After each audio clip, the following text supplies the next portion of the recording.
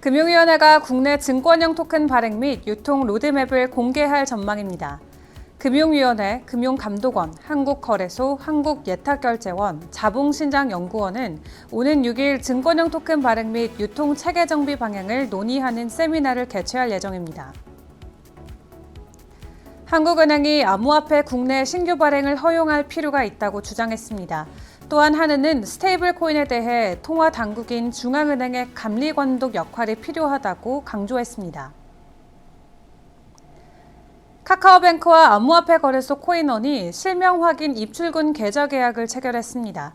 이르면 9월 말부터 카카오뱅크 계좌를 가지고 있으면 코인원에서 암호화폐 거래가 가능할 것으로 보입니다. 부산시와 FTX가 부산 블록체인 산업 발전 및 부산 디지털 자산거래소 설립 지원을 위한 업무 협약을 체결했습니다.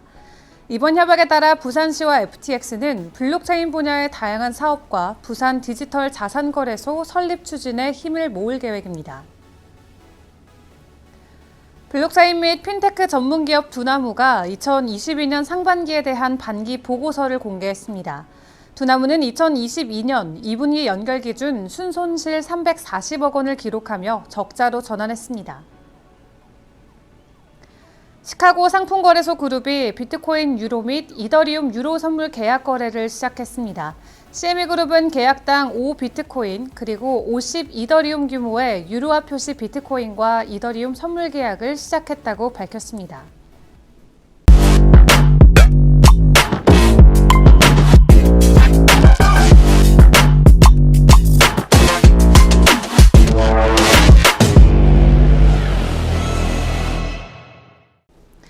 안녕하세요. 8월 31일 수요일의 블록체인 투데이입니다.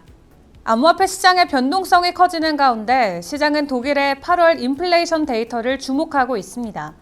전문가들은 1년 전과 비교해서 약 8.2% 오를 것으로 전망하고 있는데요. 또한 오는 9월 2일에 있을 미국의 고용 보고서도 시장에 적잖은 영향을 끼칠 것으로 예상되고 있습니다. 오늘 블록체인 업계 주요 소식입니다.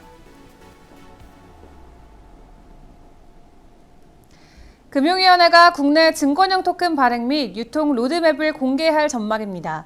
금융위원회, 금융감독원, 한국거래소, 한국예탁결제원, 자본시장연구원은 오는 6일 증권형 토큰 발행 및 유통체계 정비 방향을 논의하는 세미나를 개최할 예정인데요. 이는 증권형 토큰과 관련해 금융당국이 주도하는 첫 세미나입니다. 금융위는 현재 증권형 토큰을 자본시장법 규율 체계에 맞게 발행할 수 있도록 발행 체계를 확립하는 작업을 추진하고 있는데요. 이번 세미나는 증권형 토큰과 관련한 정책 방향성을 보다 구체적으로 잡기 위해 전문가들의 의견을 모으기 위한 목적으로 풀이됩니다.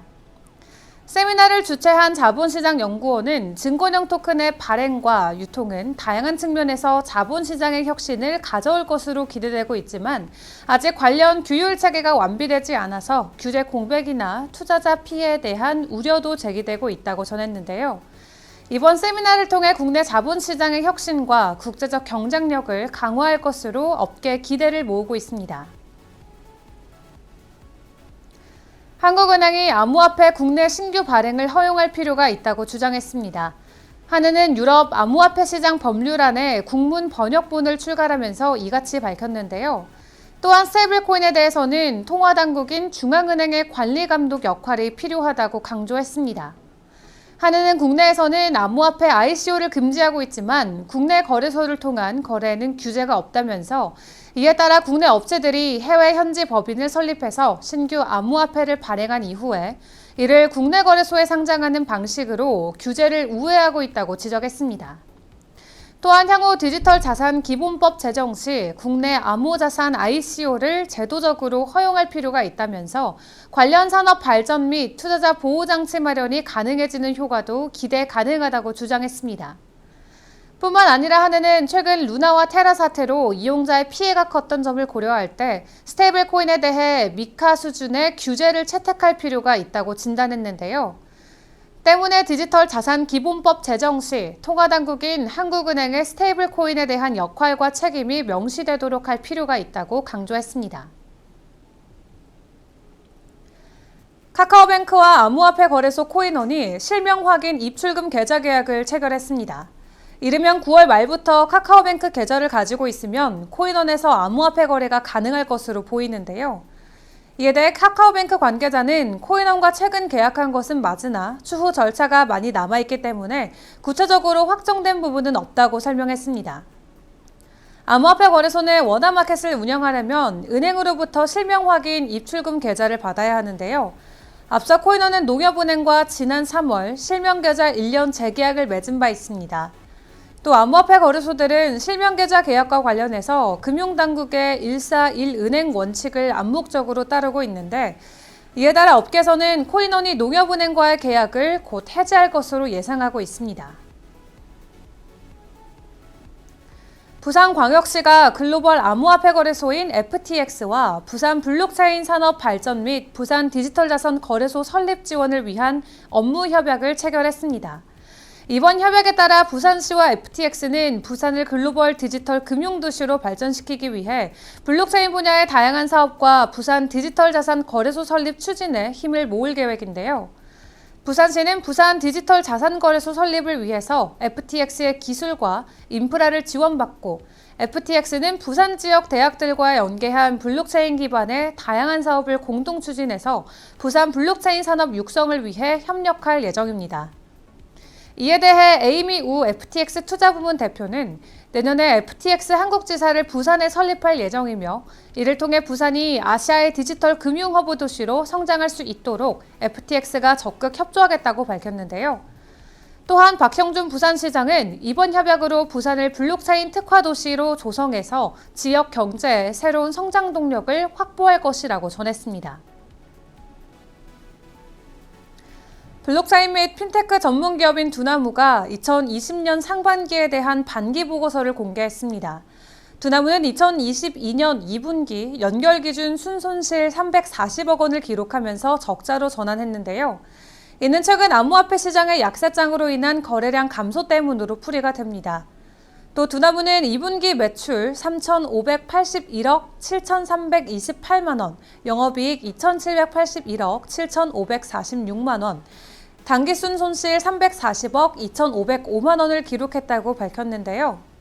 두나무의 2분기 매출은 지난해 2분기 대비 75%가량 감소했고 같은 기간 영업이익도 지난해 2분기보다 79% 줄었습니다.